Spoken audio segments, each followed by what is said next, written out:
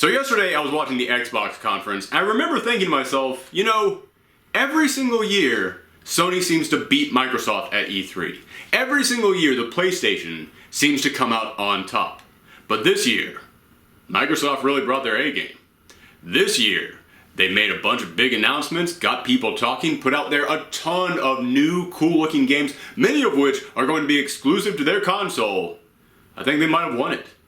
If Sony wants to beat them this year, they're gonna really have to pull out all the stops. That's what I thought. And then Sony spent an hour holding Microsoft up by its ankles and proceeding to continuously dunk their head in the toilet. Sony could not have embarrassed Microsoft more at E3 this year than if they had Hideo Kojima himself go up while those two guys were trying to figure out how to play Final Fantasy 15 and pants them right there on stage. And speaking of Final Fantasy 15, that to me fully sums up the distance between these two companies at this year's E3. Because I'll admit, I was a little bit hesitant about Final Fantasy 15. I didn't really know how I felt about it yet. And then at the Xbox conference, they got up there and they started playing it. And they went up against this giant boss and I went, oh my god, that looks amazing. Oh my gosh, I'm super excited for this game now. Is that how it's going to actually play? And within the course of 2 minutes of gameplay, I went from that to, oh, is he doing this correctly? Oh, is it actually going to be like this? Is that how this game is going to actually play? And then at the Sony conference, they played a trailer for it. Just a trailer. And within the course of that trailer, I went, oh my god, chocobos. Look at those levels. Look at everything you can do. Listen to that music. And then they show you can play it in virtual reality. Oh my gosh, that's how good the Sony press conference was this year.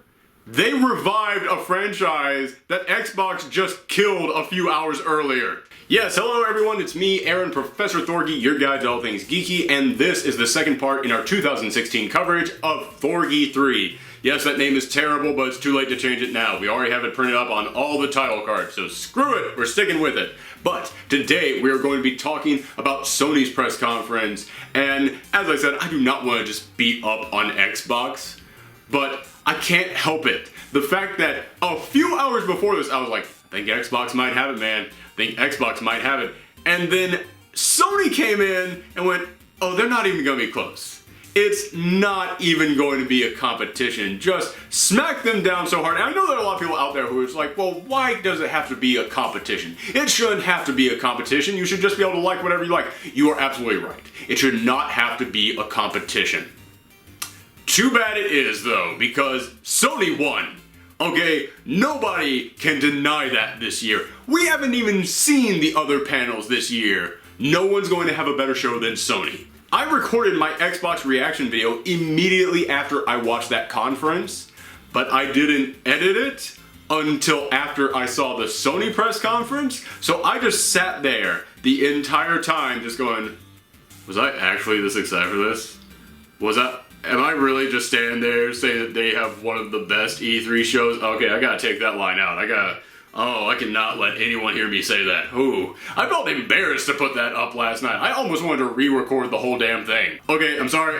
That was the last of it. I promise you that was the last of it. That was the last of me picking on Xbox because I don't have to pick on Xbox to tell you how good Sony was. There was so much to talk about from Sony's conference. I mentioned in my Xbox video yesterday that I can't talk about everything because I just don't have the time to talk about everything. And also, there's just some games that they're just not going to pique my interest. So I'm only going to talk about the games that pique my interest. And today, I'm going to have to talk about pretty much all of the Sony panel because almost everything they showed up there got me excited. Okay, there's two that I'm just going to check off the list real quickly. Horizon Zero Dawn, that game I saw at last year's E3 and I was so impressed with it, I made a video all about just that trailer. I was really hoping the game would be out by now, but it's not. But it's coming soon and we got to see a little bit more of it and yeah, it still looks amazing. That game is blowing my mind. This whole idea that the world is being overrun by machines, but it's not like a Terminator future. It's like everything is returned to nature, including the machines. The machines have now just kind of turned into animals and you're just kind of like an early hunter having to go out there and hunt down these machines that are basically giant dinosaurs and primitive animals. I think that's a really cool aesthetic, and I just want to go and play around in that world for a while. Next up, The Last Guardian. I don't need to tell you guys about The Last Guardian. We have all been talking about The Last Guardian for years, and last year when they announced that it was coming exclusively to the PlayStation, that was incredible. I thought that game was gone forever, and PlayStation just reached out and pulled a saving throw and grabbed it and swung it back. And I've never actually played Dungeons & Dragons. Is that what a saving throw is? I think that's actually what it is. It's when you bring someone back, right? There was a Dungeons & Dragons fan who was very angry at me. I'm sorry, I've never played. But anyway, Sony just reached out, grabbed that franchise, saved it, and now it's coming out. And yeah, we saw another trailer. I was like, okay, this is more of the same thing we've been seeing. I'm still excited for it.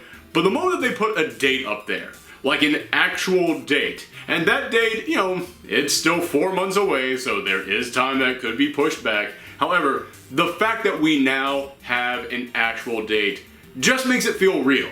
Like, for the longest time, The Last Guardian was almost like a myth. Almost like an urban legend in the video gaming community. Like that amazing game that was just never going to come out, and every single year we would just get a little bit of a tease about, but we knew it wouldn't actually happen. So the fact that we actually have a date, and it is that close, it really makes me feel like, oh my god, it finally hit me. This is a thing that's happening. Also, I just want to say real quickly, Resident Evil 7, I'm not going to really talk about that here because I'm going to make a video talking just about that because I'm a big fan of Resident Evil. I love those games. However, over the past couple of games, they've been going downhill, and after the last one, I was like, it's gone. It's so far gone, it's never coming back. And then this trailer made me go, oh my god, it could actually finally come back. It could be a thing. So I'm going to make a video talking entirely about that. But in that video, I will also be talking about the gameplay, because for anybody who has a PlayStation Plus account, you can actually go and play the first level of it right now. That is amazing to me. So I'm going to go play through that, and then I'm going to report back to you guys my experience. But one thing that I will say that really impressed me about Resident Evil 7 is that it's all going to be available in virtual reality. And okay, I know I said that I was done talking about Xbox. I know I said I was done talking about, but I remember watching the Xbox conference and going, man, I'm really impressed with what Xbox is doing. Maybe I should finally buy an Xbox One. And then they announced the Xbox Slim for $299. I was like, I can do that. I can save up a little bit, get a $299 Xbox Slim, but that's something I could totally do. And then PlayStation comes in, goes, Resident Evil 7 will be available on our virtual reality system, the virtual reality system, $399. I was like, I'm sorry, Xbox Slim. You're not happening. Yeah, I saw that and I was like, oh my god, I'm going to have to get a PlayStation virtual reality system. And then I saw the big announcement, which they had several announcements for their VR system, but there's only one that I really want to talk about. Batman Arkham VR. I don't know if this is going to be an entirely new Arkham Asylum game. I don't know if it's going to be something new in that franchise. I doubt it, because I think that game franchise is kind of wrapped up pretty nicely, so it'd be kind of lame for them to come back just do a virtual reality game. However, if they want to take one of the earlier Arkham games and remake it so that it's all first-person perspective, and then turn that into a virtual reality experience, I'm just gonna throw it out there. Arkham City, first-person perspective, virtual reality, gliding through those streets. Yeah, just think about that for a second. Or the Rage Al Ghul level. Oh my goodness. The mere thought that that could one day possibly be a thing, for me, is enough motivation to make me want one of those virtual reality systems. Next up, there were bigger surprises at this Sony press conference, and I'm saving that one for the end. However, the game that I had heard about but didn't really care about, but then surprised me the most with its trailer, was Detroit Become Human. This was from the Heavy Rain guys, and it's like, yeah, no, that game was a thing. Pretty much all the games that they've made, I'm like, you know what? I appreciate what you've done. It's just not necessarily my type of game. But watching that trailer, if that was a movie, I would be buying my ticket right now. But it's a game, and you're going to get to go in there and actually play through it, and you're going to actually get to change the story. You are an android who is a negotiator, and all of a sudden androids in the city start kind of rebelling. They make it seem like it's only going to be this one case. But I think that's going to be bigger than that, because that, you know, you'd have to put a lot into that one case to make that an entire game. However, it seems like as you play through the game, you're going to be able to choose different things every single step of the way. whether you say one line or another, whether you do this with your gun or another thing, whether you investigate one thing or another, and it's going to split into so many different paths. I've been saying for the longest time that the best way to add replayability to your video games, and that's something that we should be experimenting with in these new generations with all the processing power that they have and all the data that they can hold, is just expanding the story in different directions. You don't necessarily have to make the story longer, just give me a reason to keep playing through the story over and over again. I love the idea that your actions actually have consequences in a video game, and watching through this, it got me really tense to see what would happen with each choice that you make. But I'm not going to go ahead and pre-order this game, mostly because I really just don't like pre-ordering games. Street Fighter V taught me that. I will never stop being angry at that game. But I don't really like pre-ordering games, so I'm not going to pre-order this one because the Heavy Rain guys, pretty much all their games have been like, oh, this could be incredibly good. And then it comes out and it's like, yeah, it's okay. So I'm hoping that this isn't just an amazing trailer, that this actually is an amazing game, because as I said, that was a damn good trailer. And it did get me really interested in a game that I had before been like, nah, whatever. Next up, speaking of games that I would normally be, nah, whatever about, Days Gone.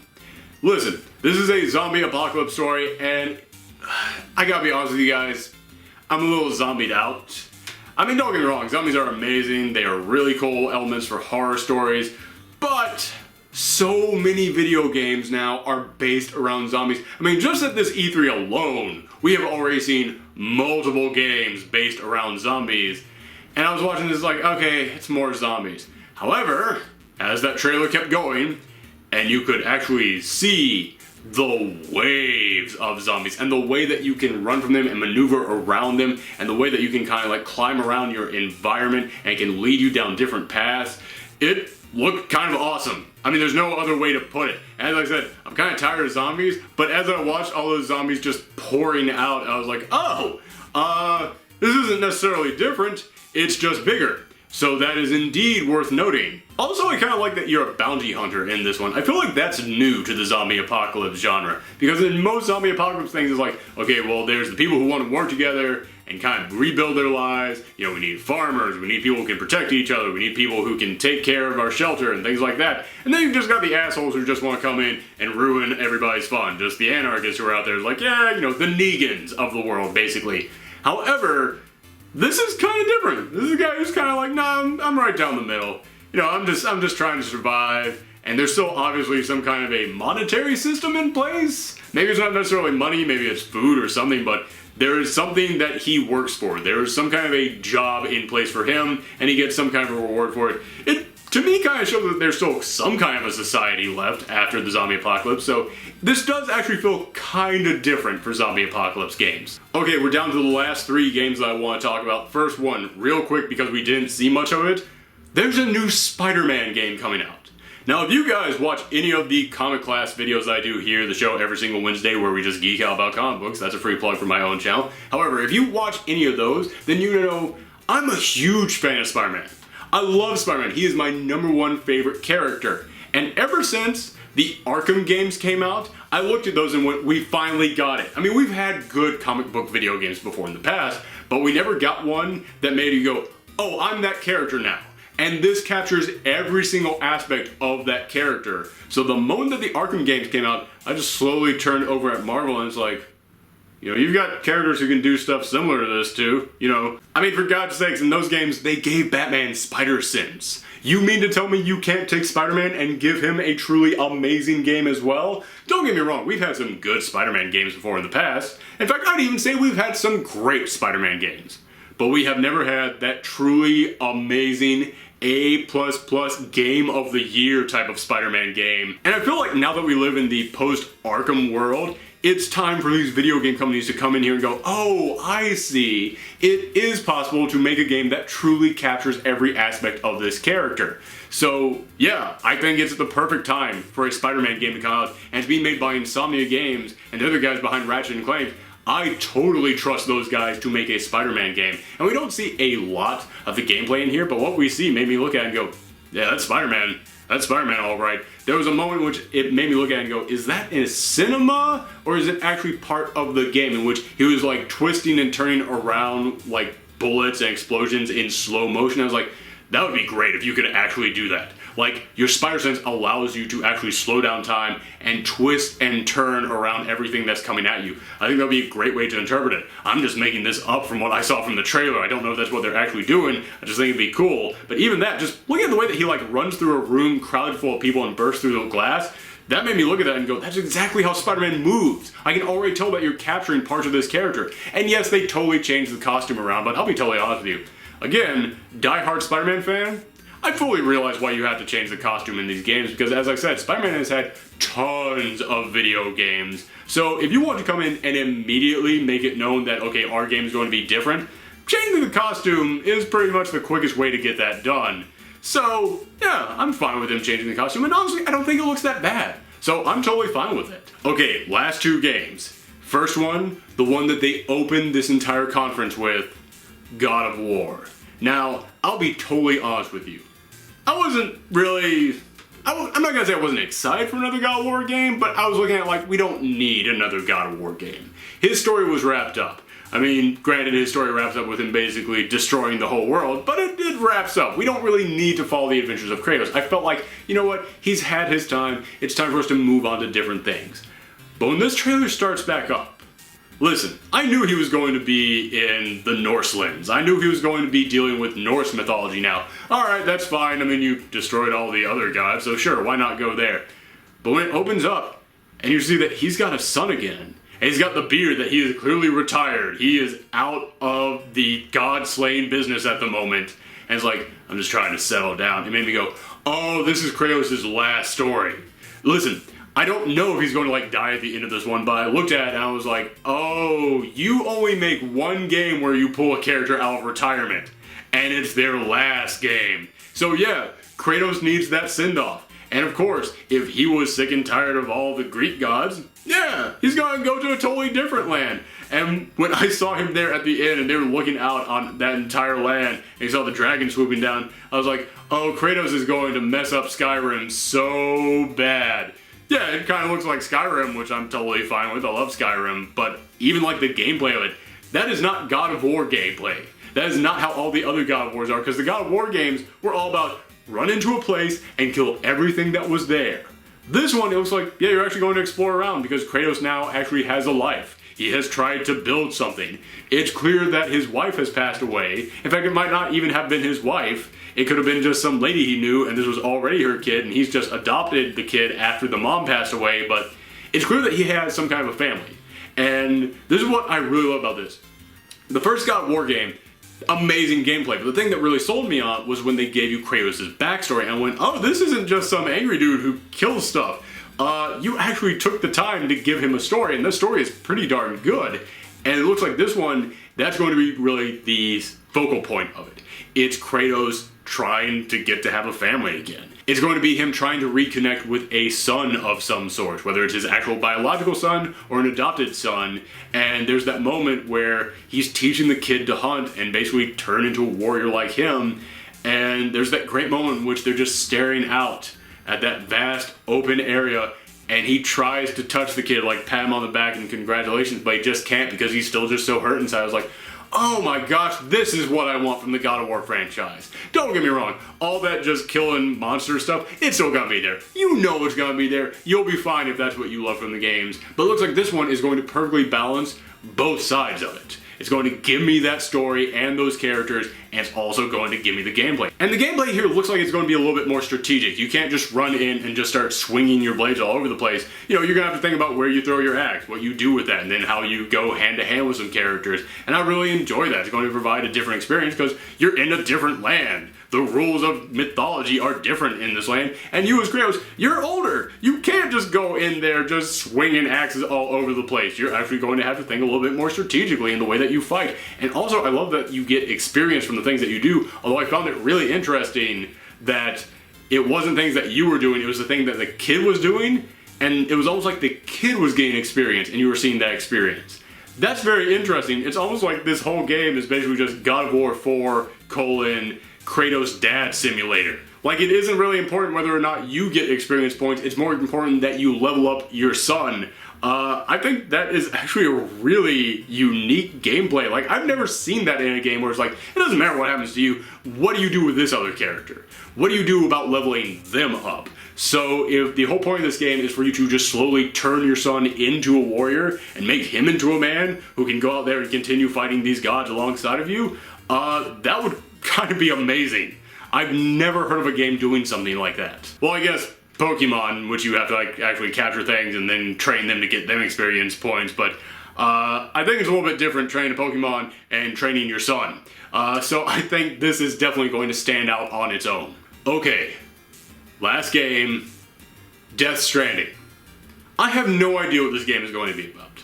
None of you do. I see tons of conspiracy theorists out there coming up with theories about, and hey, I am kind of known on this channel for taking very vague trailers and reading way too much into them, and even I have no idea what this game could be about. But it's Hideo Kojima's first game since he left Konami, and the big shocker of this one is when you see that protagonist, and it's Norman Reedus.